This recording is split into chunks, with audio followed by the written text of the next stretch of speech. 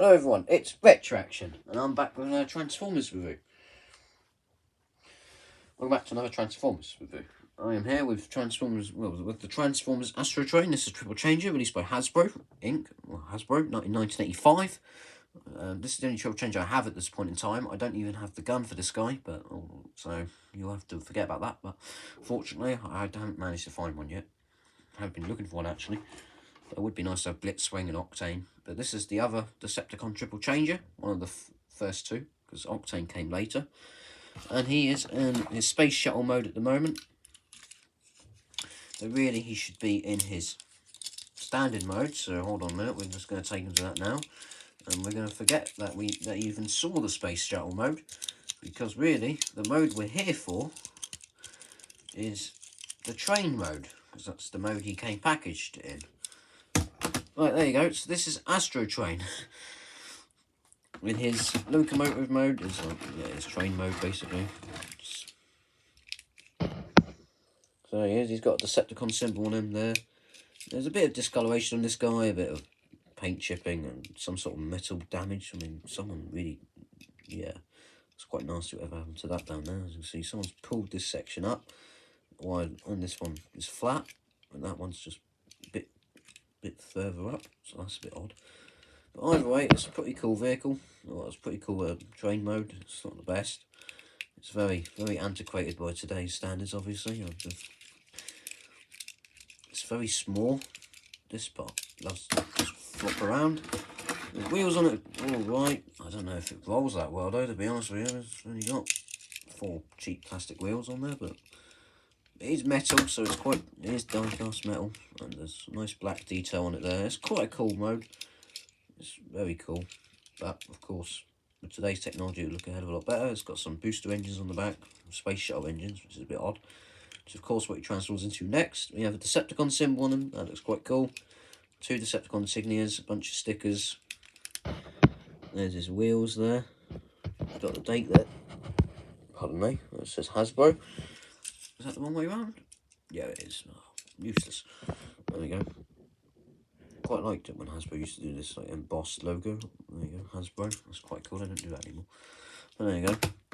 So yeah, that's the train mode. It's quite small. It's a bit, Blitzwing's definitely better than this one. When it comes to this mode, I actually prefer his next mode, which is the space shuttle. So the transforming, well, you can sort of see the engines on the back there already. But this mode is quite cool. It appeared a lot in the cartoon. Quite iconic. But to transform it, what we're going to do is we're going to flip these parts down like this. These sections that were part of the train, where the wheels were, they flip down to form some nice big wings. And as you can see, we've got the Decepticon logo there. This tail fin section springs, well, just goes up. That bit doesn't really hold in very well. And then when you open this section here, this is probably one of the weak points. You rotate this section out, and this becomes the nose cone, cockpit, and now you have his space shuttle mode.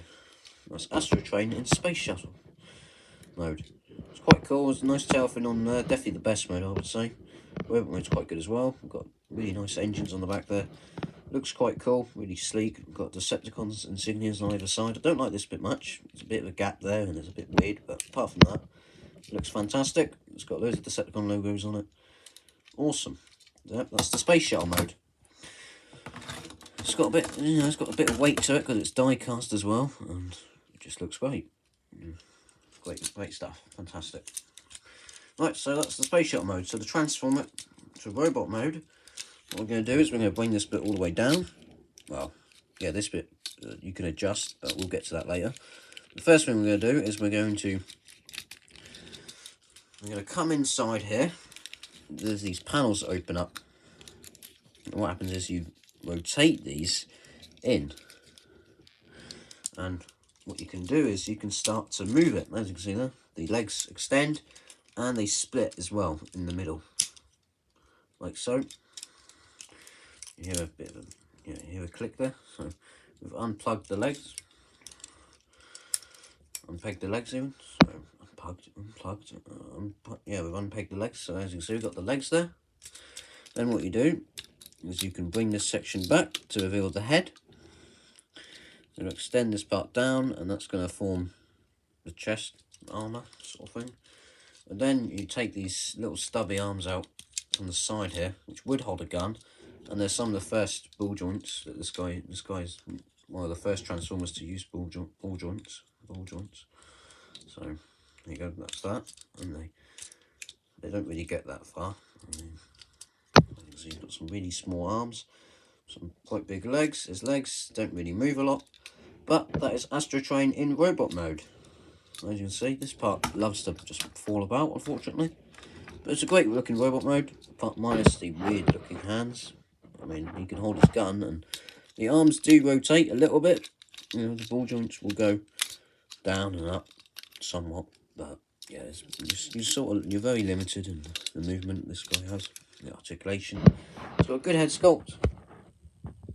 The chest, the chest stickers look quite cool. Got Decepticon logos on the back there. Legs alright, not too bad. Sort of look like feet, yeah, not bad. I think they do extend as well, these legs, a bit more. Yeah, there you go. But yeah, it's a good robot mode. It looked better with his gun, though of course his gun's going to be twice the size of his arms, so that's a bit of a downside. But apart from the really small arms, he's quite a cool robot mode, and I wish this bit could plug in. As you can see, it's just held on by friction, unfortunately. So back in 1985, when it was released, it would stay on. Now, not so much. It does create a bit of a backpack for him there, and this can be very annoying if you want to display it on a shelf, like this. Or just, I don't know, every time you pick him up, he just starts rattling around. And these sections here don't really...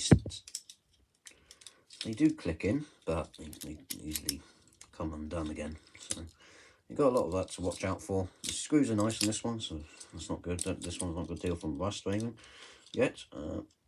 Yeah. But I think there's a bit of damage there. I think there's supposed to have two pegs on either side to hold this section in. As it holds it in place still, but this is just a bit of a downside really as time goes by. As time went on for this toy, so that's a shame. But yeah, so there's a bit of damage there. There's also a bit of damage on one of these wings. If you can make that out, there's a bit of a stress mark.